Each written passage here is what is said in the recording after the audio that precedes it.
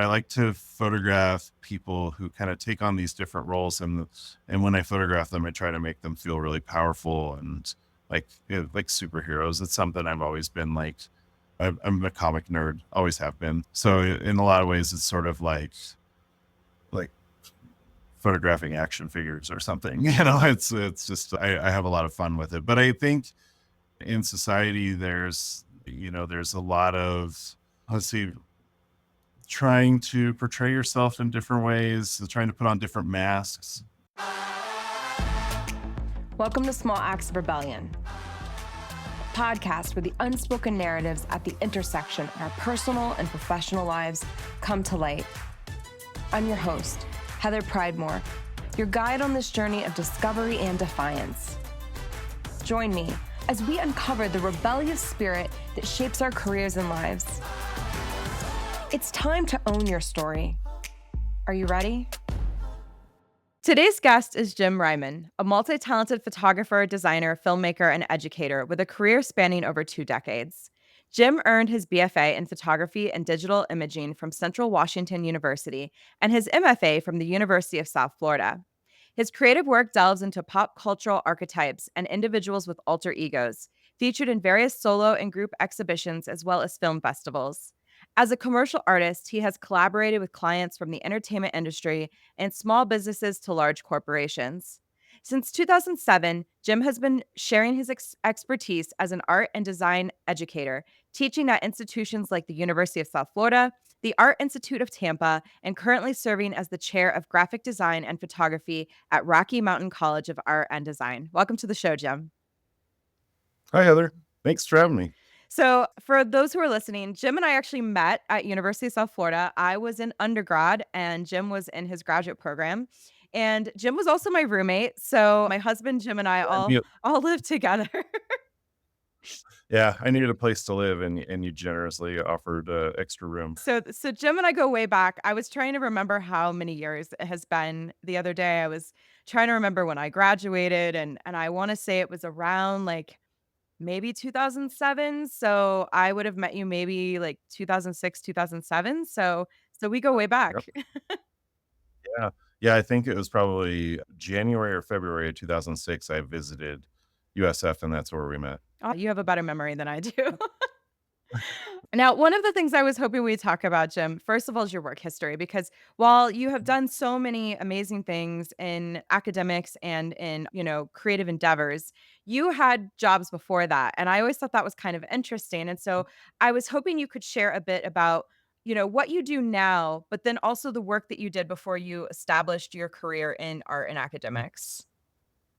Okay, how far back are we going? Like, I mean, I don't know how far back is it interesting? I mean, I know what you were doing like right before you came to University of South Florida, and so I always okay, thought that was kind of interesting. But I mean, what other kind of work? I guess what I really want to sure. get to the crux of, Jim, is like people have these ideas that like careers are like really linear.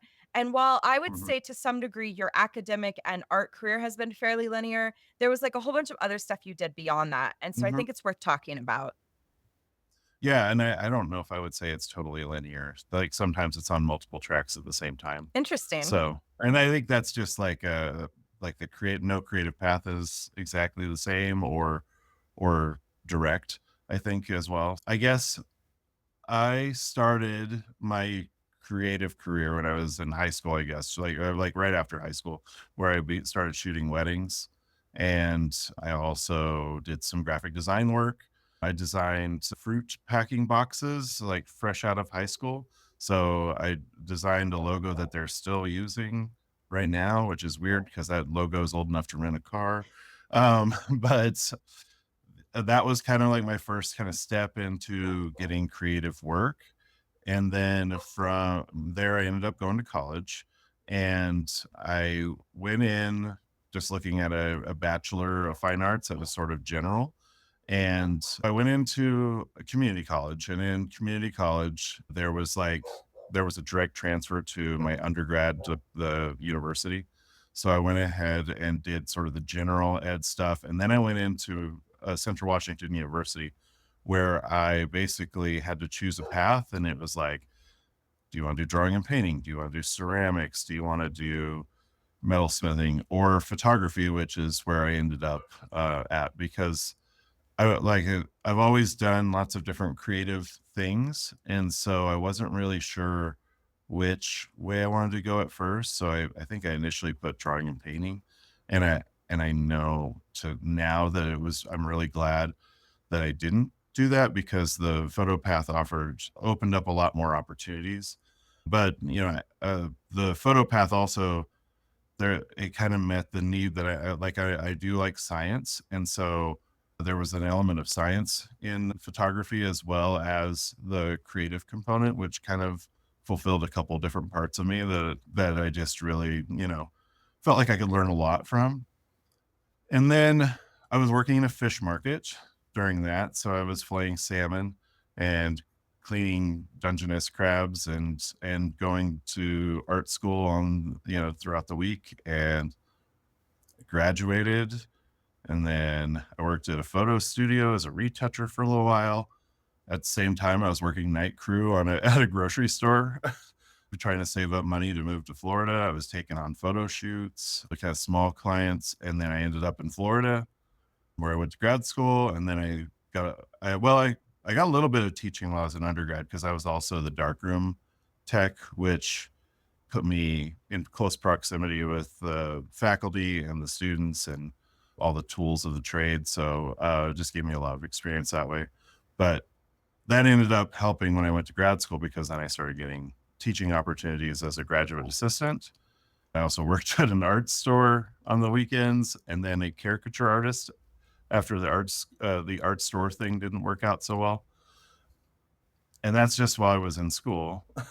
I think, Jim, before we get into teaching, I just want to like backtrack a little bit Sure. because as you were talking about, especially during your college years, you talked a Hmm. lot about working a lot of different types of jobs. And one of Hmm. the things that I have found is that, like, and this is anecdotal. I mean, there's like, I have no Hmm. scientific evidence behind any of this, but I do find that with a lot of creatives or people with creative backgrounds, myself, for example, I have a creative background, but my work hasn't necessarily been in a creative space. Yet I still have that desire to sort of be doing a lot of different things all at the same time. Hmm. And so what I've noticed, and maybe you can speak to this, is like when you're in the creative space, it's, like, partly survival that you do a lot of different things because 'cause you're kind of piecing together a career as a way of, like, paying your bills and, like, sort of feeding your soul and all the things, but then on the flip side, I don't know, maybe you feel this way too, but, like, there's also this sort of desire that you, like, just like to be doing a lot of different types of things, and so that's why this Yeah. sort of multi-passionate, multi-hyphenate approach to career and life just works for people in the creative space. Yeah, I would say that that's something that I still do. Like I do feel like I have to be doing something all the time, and I think that probably drives my wife crazy because that'll turn into weird little projects around the house and things like that too. Just that, like, just wanting to be busy, I guess. And I think I don't know, I kind of just developed that way of working from the time I was in like high school with multiple side gigs and stuff. So yeah, yeah, I totally understand that. Now, Jim, when you were kind of working, had a job while you were in college and Mhm. you were doing some, sort of freelance creative projects, but you were also working in like the grocery store or the fish market.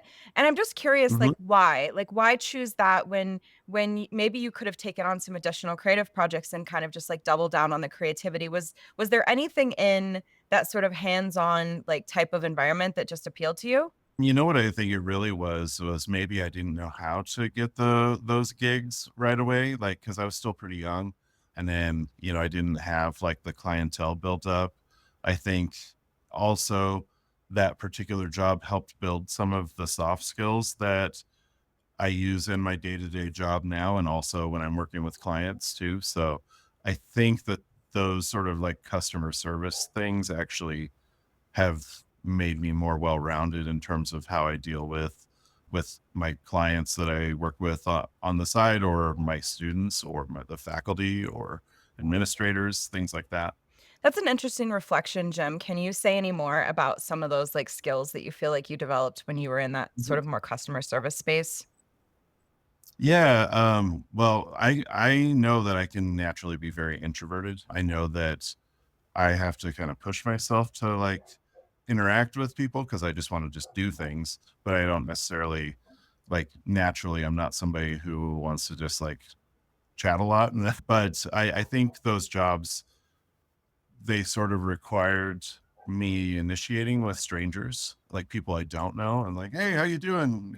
Looking for some halibut today? I don't know, So I think that there's a level of like the soft skills, the interactions with people. I think that helped. And and when I was in undergrad, I ended up using that to help me do different types of projects where I would photograph strangers and show up at their homes. And I definitely used a lot of the stuff I learned working in a fish market as as a way to help kind of like connect and have these different conversations with people I didn't know. So I think that that's really where this is like just the building of those soft skills. That's the thing that a lot of artists struggle with. And I see that daily in my job now. And I try to share that whenever I can. So I can relate, Jim. I'm a high functioning introvert, and people meet me and they often don't like they're like, "Oh no, you're not an introvert." And I think if I had to simplify it, to its simplest definition, like I recharge alone. And I find environments with lots of people can be very taxing, but it doesn't mean I can't function in them. And it's for the same reasons that you developed, right? Like I worked in hospitality, I've worked in sales, I've worked in customer service, and I've developed, skills to survive and even thrive in some of those environments, but it doesn't necessarily mean that it always sits the most comfortable, like, internally, because it can be Mhm. overwhelming, it can be really taxing, and so I relate totally and could not recommend more to people to, get in those customer service spaces and, like, learn some of those skills. I love people who work in, like, hospitality. Like, every job I've ever worked, if you've worked hospitality, you probably could do almost any job that I've ever had because the transferable skills are there. And so what I hear you talking about really is like, developing some transferable skills that while they were developed in, let's say, a grocery store, they now have permeated to your roles as like an artist and a teacher and an administrator. So, So I was a caricature artist in grad school at Busch Gardens, and those soft skills, like that's how you get people to sit down. And then like I'm that job I had never wanted to make hourly. I always wanted to make commission. So you have to be like friendly and like kind of, you know, like, hey, how you doing? You guys having a good time? Like you learn how to make small talk with people. And the theme park, it's pretty easy to do that. Like, oh, what ride did you just ride? And then that would kind of work into the way that I would like talk to them while I was drawing them. So yeah, it's something that is definitely very helpful. well, I think this is a good segue, Jim, because I want to talk a little bit about working in academia. And the reason I think this Mm, is sort of interesting is like when you think of a university or like an academic setting, you think of a bureaucracy, and bureaucracies are sort of the opposite of like creativity and like multi-hyphenate, multi-passionate, like multi-project focused work. And so what I'm really curious about is how being in those spaces has been for you, how it's influenced, your career decisions and the opportunities that you're experiencing in more of like the artistic creative spheres. sure, yeah. So I've worked at 3 different colleges. I worked at University of South Florida, which was the art department was kind of like an island at the major university. Like the art classes were happening, and as an adjunct, I basically just had to show up, teach my class. And, there wasn't like I didn't see a lot of the inner workings. I talked to the faculty, the full time faculty a lot, but I didn't see as much of the behind the scenes bureaucracy, drama, whatever, until I got to the Art Institute, which was a for profit college where I started out an adjunct and then became a full time faculty member. And there I saw like the admissions, like I'd have to start working with admissions. I never saw an admissions person at a state university, even though they're there and it's a business just like any other.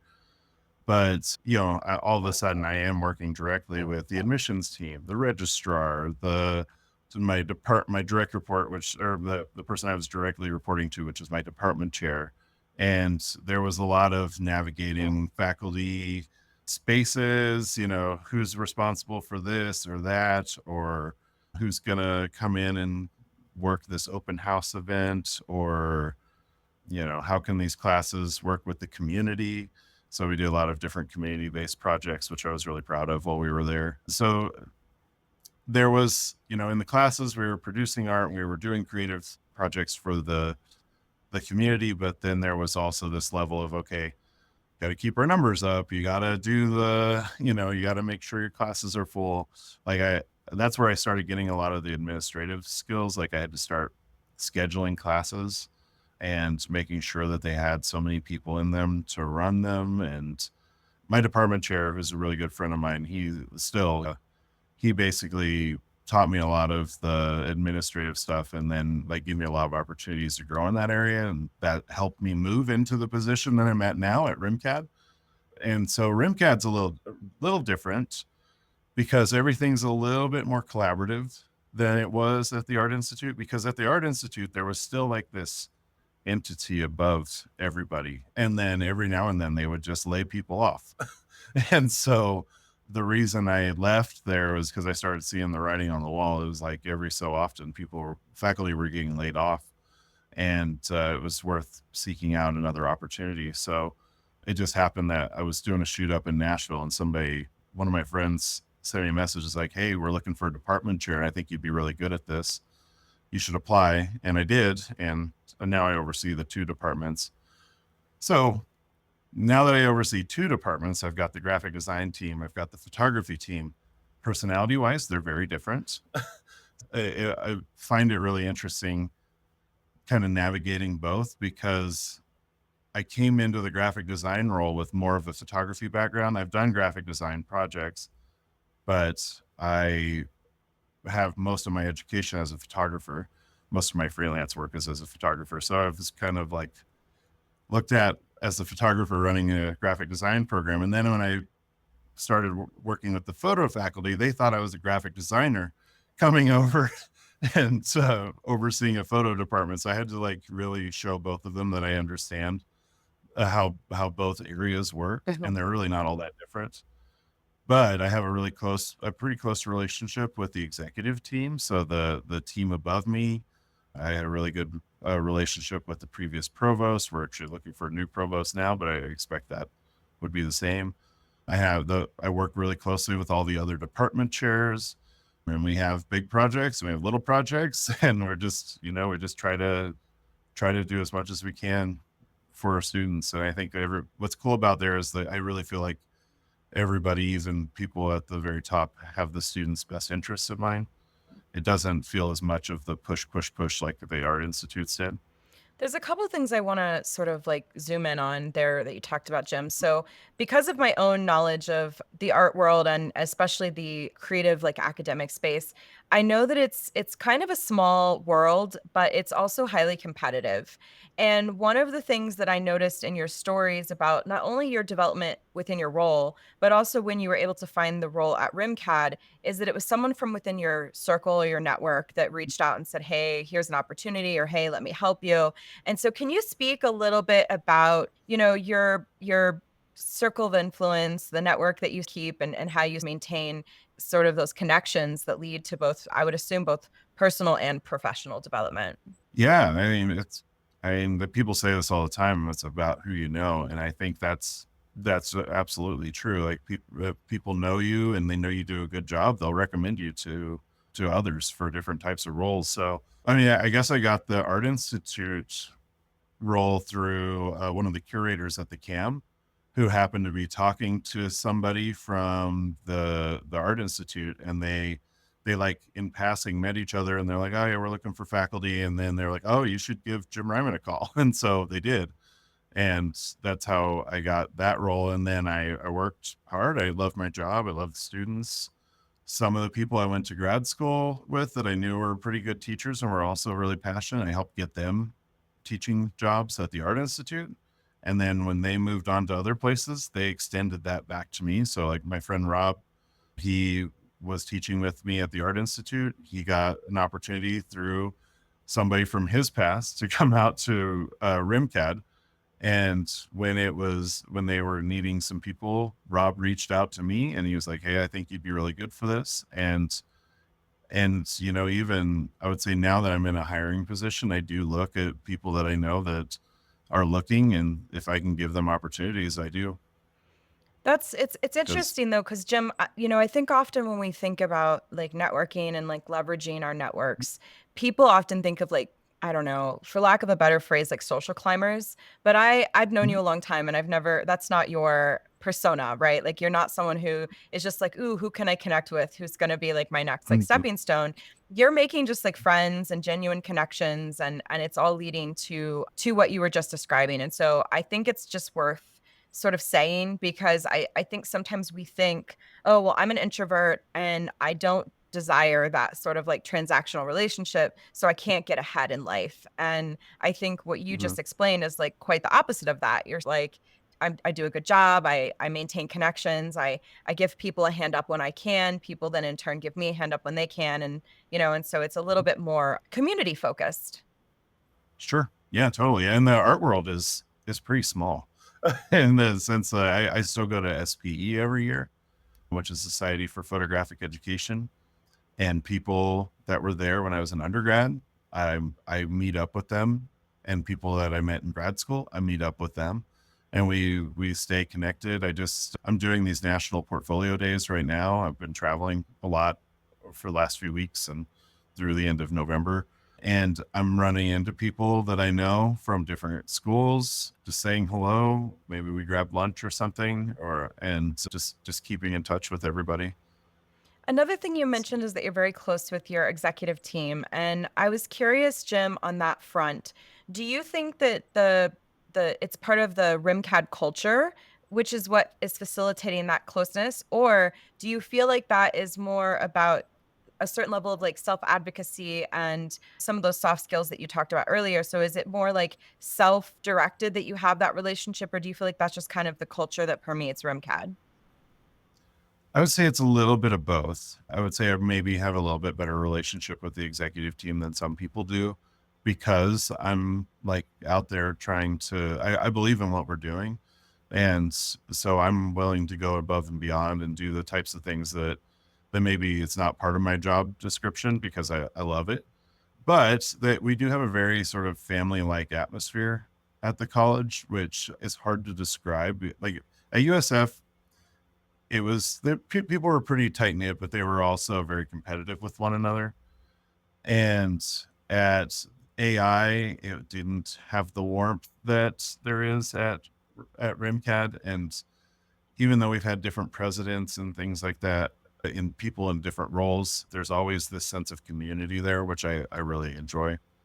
Now, I've visited the RimCAD campus, and there's definitely also like an intimacy to the campus. And so I wonder, just kind of off the top of my head, how much that also contributes to that warmth that you feel, because there is such a, uh, I don't know, it's like a different environment. I mean, you think about USF is very much a state college. It's big, and there's lots of different people doing lots of different things there. And agree, the art department was always a bit of an island. And then you think of something like the Art Institute. And in my mind, I have no personal firsthand experience with Art Institute, but to me, it's more of like a machine, like a little bit more corporate for It was like, very cool. yeah, for like an art education institution. And then you have Yeah. RimCAD, which for anyone who ever visits there, it's like leaving Denver and like, I don't know, landing in Vermont. Like it's so intimate. This like tiny little like cute campus just feels like worlds away from like downtown Denver and like the area that surrounds it. And so there's just a level of just intimacy is the word that always comes to mind. But Yeah. I always think of it as like a Hogwarts for artists. that's cute. So I want to move on a little bit here, because I think one of the interesting things that we can talk about, Jim, is the sort of concepts that sit behind your work. And so, in your bio, we talked about the fact that you explore pop cultural archetypes and alter egos. And I'd really be interested to hear how you think these concepts sort of reflect or challenge the personal and collective identities within society today.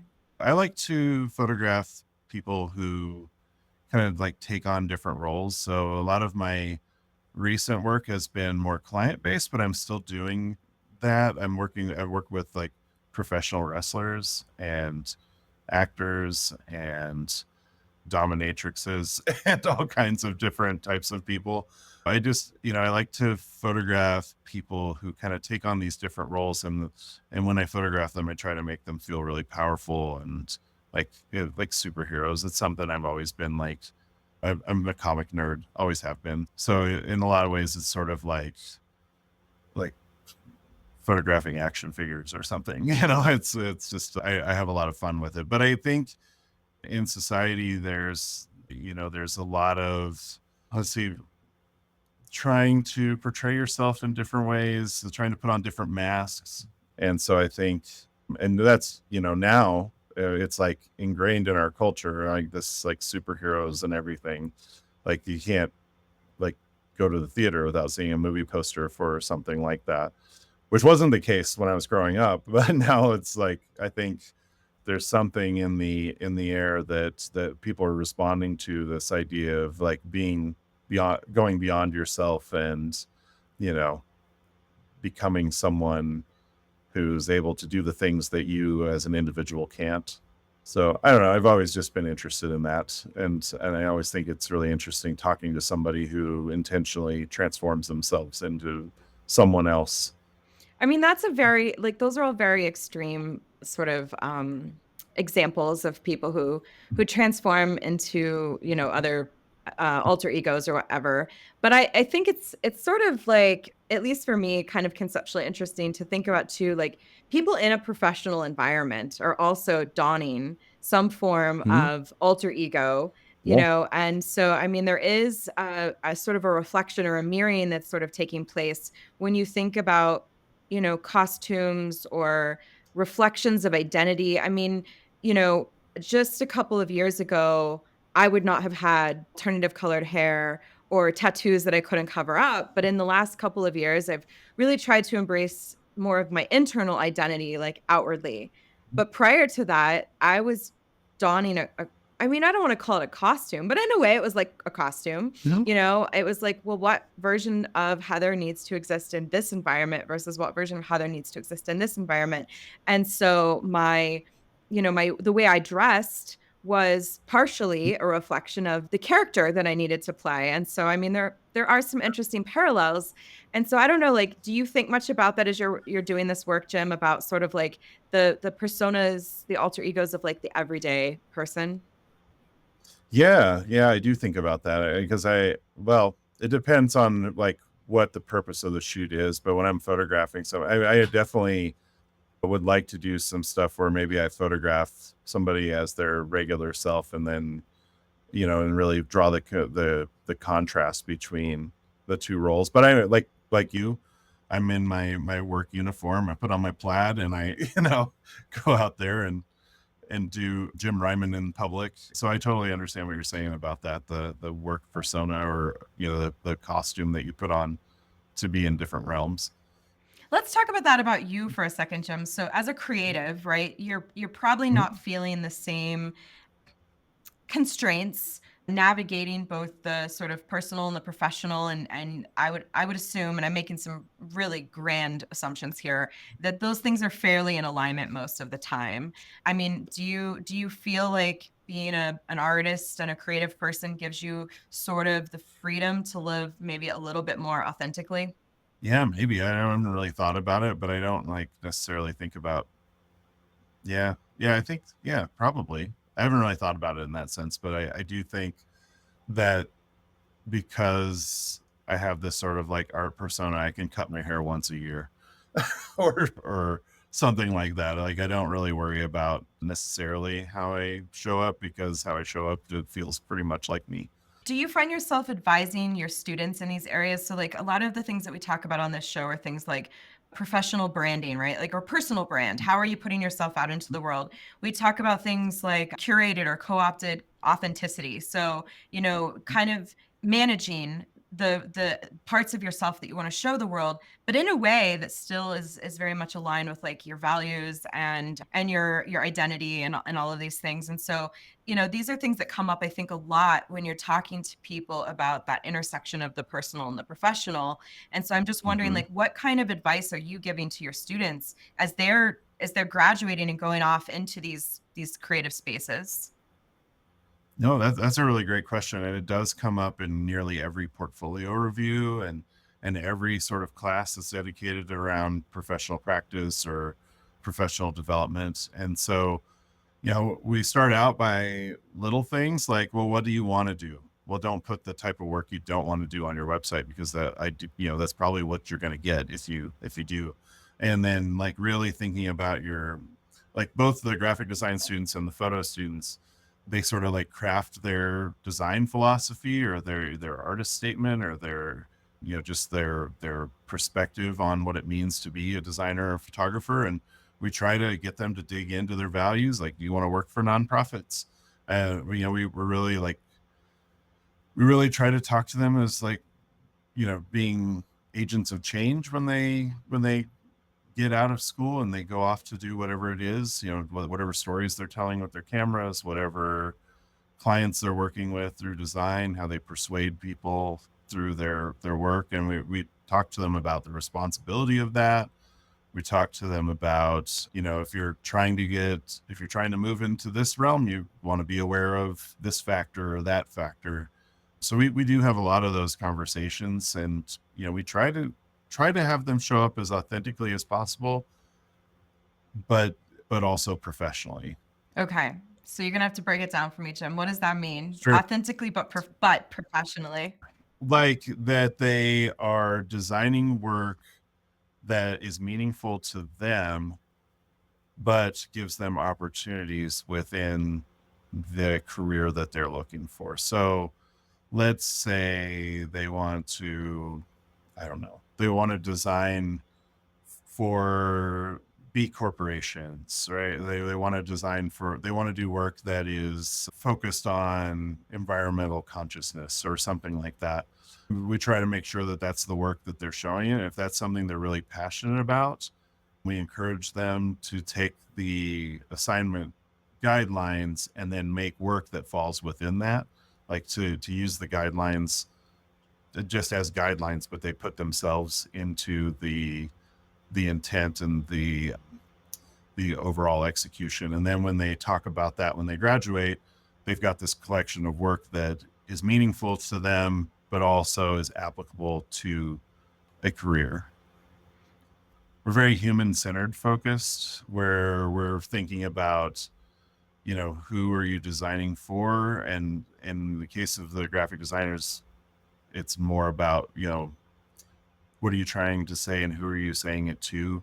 And I guess for photography as well, but there's a little bit more opportunity maybe for personal expression. Maybe not. No, I don't even know if I feel comfortable saying that. There's personal expression available in both parts. Jim, most creatives or artists have some sort of like artist statement or some sort of statement about like the work that they create, what's meaningful to them. And I mean, there are honestly very few other career paths I can think of where people are so intentional in sort of framing that statement. But the stories that we tell about our careers are no less important than an artist being able to craft an artist statement to say, like, this is what my work is about. And so, could you talk just a little bit about the sort of the advice that you give students about to craft their artist statements? Because I think that that would be just as relevant to people who are thinking about crafting the story of their career and like what makes that meaningful. The crafting of the design philosophy or artist statement is something that we do in tiers. So we start out with a kind of basic template. Who are you? What do you do? Why do you do it? What do you do that makes this unique to you? And so that's kind of like the initial framework. And then we also try to have them put in like their like 1 year goal, 3 year goal, 5 year goal, 10 year goal. And then those things evolve as we move through, and we have sessions where we look at what the statement says, we look at the work, and we look to see if there's any sort of like anything that contradicts or something that's not present. Like if the student is saying that they love this, but you can't see that present in the work, then that's an area of opportunity for them. Or they just remove it from the statement, one or the other.